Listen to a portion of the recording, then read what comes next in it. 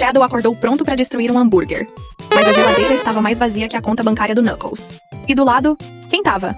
O Sonic. Com uma barriga de grávido de trigêmeos e um pedaço de pizza na mão. Ele ainda teve a audácia de dizer: foi só um lanchinho. Aí o Shadow virou o demônio da velocidade. Você comeu até a cenoura do Tails, seu monstro guloso! Explodiu mais que os nervos da Rouge vendo o saldo negativo dela. Enquanto isso, o Knuckles estava no mundo da lua, lambendo um sorvete como se fosse domingo no parque. Zero consciência. Zero noção. 100% doideira. Clique em curtir se você também gosta de sorvete. E aí foi o fim. Shadow virou um míssil da fúria e começou a caçar os dois. O Sonic correu, o Knuckles tropeçou. Inscreva-se para salvar o Sonic e o Knuckles. E a única coisa que sobrou foi o sorvete caído no chão.